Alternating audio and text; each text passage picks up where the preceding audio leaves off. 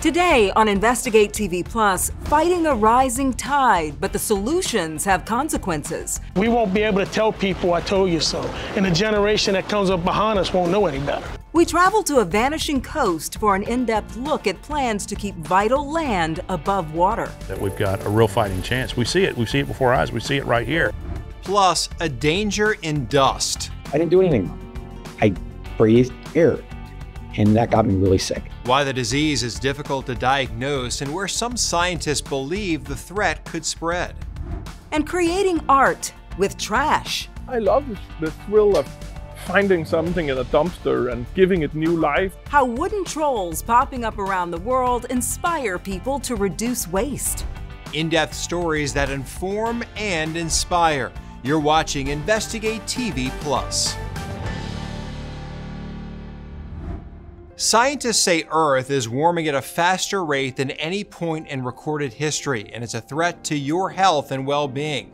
I'm Lee Zurich. And I'm Tisha Powell. According to NOAA, 2023 was the planet's hottest year on record. And along with the historic heat, the Antarctic sea ice coverage dropped to a record low. Experts say it's all a warning that our climate is changing, and as a result, communities are adapting. The stakes are high along coastlines across the country, perhaps nowhere more than Louisiana. The state is spending billions of dollars on an ambitious effort to restore the environment, but reporter John Snell finds rising seas could swamp their efforts. We'll try to get you out up here. Ryan Lambert steers his boat through an exception to the rule. All this was a mud flat, every bit of this 3 months ago. About 30 miles from the mouth of the Mississippi River, patches of new land pop to the surface in one of the few areas where the river still connects to wetlands. It's hard to even imagine how it can grow like this. Long before it became a superhighway of commerce, the river coughed up mountains of sediment to build South Louisiana. Look at that Minnesota right there, little Kansas. Isn't that beautiful? The river drains parts or all of 31 states and 2 Canadian provinces, but man messed up the plumbing. The river built Louisiana in the first place, and we levied it off, and we took the sediment away from our estuaries, and our estuaries are dying wherever the river isn't touching. Over the last century, Louisiana lost about 2,000 square miles of land, an area roughly the size of Delaware. Here, in an unpopulated area where the river broke through its bank, environmental activists say the Mississippi once more builds marsh. The state's coastal director, Bren Haas, saw it for the first time about 5 years ago. There wasn't a whole lot of land here, to be honest with you. It was mostly open water, and it just didn't look as alive as it does now. But I mean, we're walking on pretty solid land here. This is solid land. This could, you could support a car or truck on this if you were able to get it out here. Louisiana is throwing billions of dollars at the issue, rocking parts of its coastline, pumping mud to restore barrier islands, the first lines of defense against hurricanes, and important habitats for thousands of nesting birds. Simone Malaz directs the group Restore the Mississippi River Delta. We can bring it to other coastal cities and other parts of the world and show them how we're meeting the challenge head on here. It's a battle of many fronts. Decades ago, man sliced and diced the wetlands with oil field canals, which drew salt water into freshwater marsh.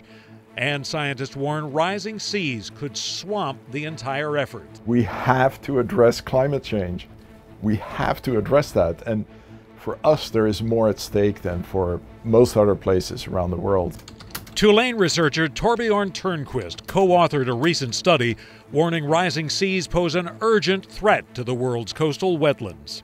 How the global wetlands will look by the end of the century in the year 2100 will depend very, very much on how much warming is going to happen during that time. The key number is 2. Researchers find that if global warming since the start of the industrial age remains below 2 degrees Celsius, the world's coastal wetlands will probably survive. Higher temperatures would likely lead to widespread collapse, with sea levels rising 1/4 of an inch per year, double today's average. Wetlands cannot keep up with those rates. They will probably drown within perhaps half a century. Turnquist looked at the geological history of coastal wetlands through other periods of rising seas. Sea level rise will continue, even in the best case scenario.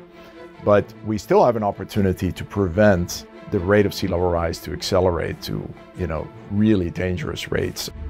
Louisiana's land loss so far has actually had little to do with what most people imagine when they think of rising seas.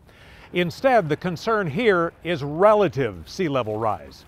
Scientists tell us since 1900, the world's oceans have risen an average of 5 to 8 inches. Along parts of Louisiana's coast, the land subsided a few feet or more. Cut off from the river, the wetlands sank. The state hopes to reconnect the plumbing through projects like a $3 billion effort to mimic the river's land-building power, pumping river water into the wetlands 30 miles south of New Orleans. Everywhere we see the river connected with our coast, we see things like this happening. The project has plenty of critics who point out its estimated cost in recent years more than doubled. They fear massive amounts of fresh water and fertilizer runoff would devastate fisheries. Oystermen have already signaled they plan to sue to try to stop the project. It breaks my heart to know that people just don't care that we're going to lose our livelihoods, even the state itself. Oyster grower Mitch Jurasich points out pumping mud builds land virtually instantly versus the years it would take for a diversion to produce results if it works. We won't be able to tell people I told you so, and the generation that comes up behind us won't know any better. There are even voices in the scientific community who believe the Delta is doomed, that the state's efforts to battle the seas amount to a fool's errand. That option is unthinkable in my mind. With a natural tool like we've got here in coastal Louisiana, the Mississippi River, that we've got a real fighting chance. We see it before our eyes, we see it right here. For his part, Torbjorn Turnquist sees the river as the best tool at the state's disposal. As Louisiana fights the sea, some of those most affected by the change are deeply divided over how to save what's left. The danger is that we're missing out on the big picture, and the big picture is if we don't address climate change, we're going to lose all our fisheries. Most of the funding for Louisiana's coastal program comes from an environmental disaster, the 2010 oil spill in the Gulf of Mexico. Louisiana will collect about $9 billion in fines and settlement money, which it's dedicating to restoration and hurricane defenses. The Bayou State is also home to the first federally funded community relocation project in the country, brought on by rising sea levels. Ile de Jean Charles, a slender island south of New Orleans, is rapidly disappearing, and some residents refuse to leave. Where else can my kids went in the backyard and go fishing, hunting, and it's home. I didn't move here to live here, I moved here to die here. For those willing to move, the state built what's being called the New Ile, about 40 miles north. You can learn more about their efforts to replicate the community and the impacts of rising sea levels on InvestigateTV.com. Just search Coast in Crisis. Still to come, roads peppered with pothole problems. And we examine how reusing an old car part could be the solution. But first, an in-depth look at a disease that's carried in dust. I met a young man who had most of his spine dissolved by the valley fever. He was being held together by pins and needles. Why health experts say valley fever is often misdiagnosed, plus the new efforts to train doctors. You can watch Investigate TV Plus anytime online. Just subscribe to our YouTube channel at Investigate TV. You can catch stories and full episodes. There's a disease that travels in dusty, dry conditions. The CDC reports the most common way to get it is by breathing in the fungus. It's known as valley fever, and it's mainly been a concern in the Southwest, but research predicts affected areas will more than double by the end of the century. We investigate who's at risk and how doctors train to spot the disease. I got sick from dust. Essentially, what is dust? Jeff Weinbrenner moved to Arizona in 2012 as a young, healthy teacher. But shortly after, he fell seriously ill. He couldn't walk, had IVs around the clock, and even lost his hearing. I didn't do anything wrong. I breathed air. And that got me really sick. Weinbrenner credits a doctor's diagnosis with saving his life. Luckily, I had a very experienced doctor who tested me for valley fever, and it was. Valley fever is a disease caused by a fungus that's mostly found in hot, dry environments like the American Southwest. It can get carried around in dust. Many who do get sick don't need medication, but for a rare few, like Weinbrenner, it can be devastating. I met a young man who had most of his spine dissolved by the valley fever. He was being held together by pins and needles. Arizona Representative David Schweikert co-founded the Congressional Valley Fever Task Force, which aims to bring national attention to the disease. The number of people who come through Tucson or the valley or even the California desert and may find themselves sitting someplace in New York and there's this funny scar on their lung. How many of the doctors there have ever even heard of valley fever? In 2022, the congressman helped secure $4.5 million in federal funding for valley fever treatments and vaccines. It affects almost the entire nation if they have a nexus to us here in the desert Southwest. According to the Centers for Disease Control and Prevention, about 20,000 cases are reported each year, and about 97% come from California and Arizona. But a 2019 study in the journal GeoHealth projects valley fever could spread east through the Great Plains and north to the Canadian border in less than 75 years. What's concerning is, as the climate is getting hotter in certain areas, that fungus is potentially spreading further out, and so more and more people are at risk. Dr. Sarah Park with Carius, a company that tests for infectious diseases, believes awareness and training are critical. The concern is that we'll catch them too late, and you can die from this disease if it's caught too late. The CDC estimates valley fever cases are likely in the tens of thousands. The disease has long been misdiagnosed and is often mistaken for pneumonia in Arizona. In fact, our data shows that it's 1 chance out of 5 that pneumonia is actually caused by this fungus. It's one of the reasons the Valley Fever Center for Excellence developed an educational program for doctors. If you don't diagnose valley fever, all sorts of health care is done which is unnecessary. The program outlines what doctors should consider when diagnosing a patient. This includes ordering the right test and checking for risk factors. With training, we were able to improve the frequency that the clinicians at urgent care have been improving looking for valley fever when they should be doing that. Banner Health also reports training helps reduce treatment cost. And while stabilized now, Weinbrenner said knowing the threat could help save a life. Being your own advocate is huge, because if you don't go in and get the tests, nobody's going to know. The Valley Fever Center for Excellence says the disease is not contagious, but can lay dormant in your body. The center also stressed symptoms of valley fever can be similar to the flu or COVID-19, such as chest pain, cough, and fever. In fact, the center had patients who got multiple negative tests for COVID before finally getting a valley fever test that was positive. It's not just your health to think about, but your dog's. They can get seriously ill from the disease as well. The University of Arizona is working with an animal health company and has developed a valley fever vaccine they say is highly effective and safe. The study found any symptoms seen in dogs who received the shot were considered clinically irrelevant because they were so mild. Researchers are still exploring its use in humans, but once the vaccine becomes available for dogs, it would be the first time the U.S. has approved a vaccine to protect against a fungal infection in any species. Still to come, a work of art torn from the pages of a fairy tale, but built on trash from the modern world.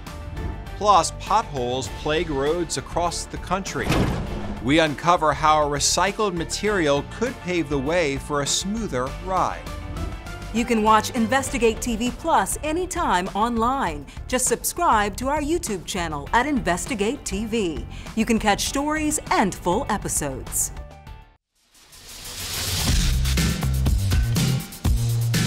Each year, about one tire for every person in the U.S. is discarded, and it's estimated over the years, billions of tires have accumulated nationwide. But instead of tossing them, efforts to reuse have improved. Up to a quarter of scrap tires are processed into ground rubber that's then used for floor mats, playgrounds, and even potholes. Scientists in Michigan believe the best solution to patching the pavement might have been right under us the whole time. Reporter Meg McLeod has an in-depth look at how old tires could fill the gaps. Pothole-plagued pavement. Many Michigan roads have long been a pain. But now, what we use to drive on them could become part of them. The major part of the work we're doing is trying to recycle scrap tires. Jianping Yu of Michigan Technological University is the lead researcher for several road projects across the state. Do you have other rulers or only this one? Yes, we only have one. He and his PhD students are moving forward. This crack is basically usually due to the low temperature. On studying rubberized asphalt One section, second section. for two busy roads in mid-Michigan. While the idea has been around for about 20 years, rubberized asphalt is still an evolving technology, and Yu and his team are taking it to new heights. What starts as a scrap tire gets separated into rubber chunks and ground into a powder that's then combined with stones and asphalt. Not only is it touted as longer lasting, quieter, and more resistant to the climate, it also gives scrap tires another life. Discarded tires are notoriously difficult to recycle and notoriously beneficial for mosquito breeding grounds, and they are plentiful. Michigan, we generate one tire a year per resident of the state.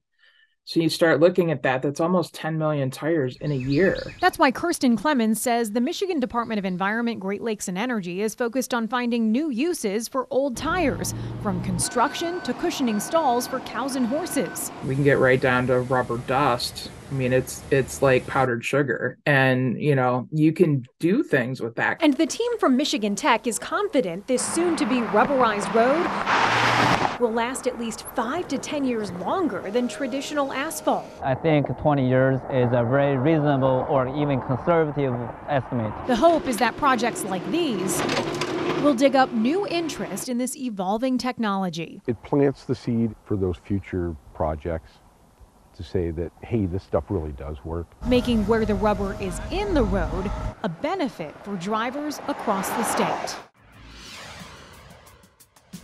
Little secret, I don't know if Tisha was actually watching the story. I think she was listening to hear if the reporter would say, "Where the rubber meets the road," literally. She got close. She got close, though. She did get close. It was a good story. Yeah, really interesting. yeah. All right. You're so happy right now. I'm happy, yes. All right. Up next, the tale of how this troll came to be. And see how it's inspiring eco-friendly adventure.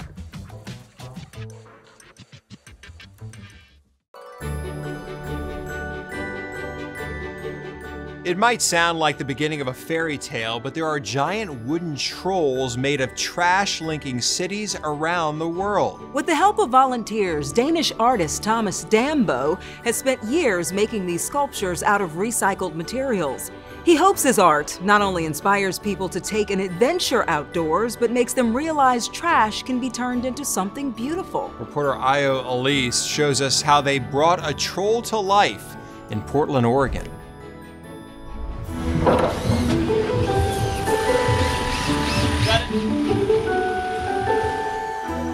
I love the thrill of finding something in a dumpster and giving it new life. Danish artist Thomas Dambo has always believed that since he was a child, and that love reflects in his work. Basically, my mission as an artist is to save the world from drowning in trash by showing people that you can make big and beautiful, valuable things out of our trash. So for the last 9 years, Dambo and his team, along with volunteers, have been building trolls from recycled materials in cities around the world. That now includes Portland.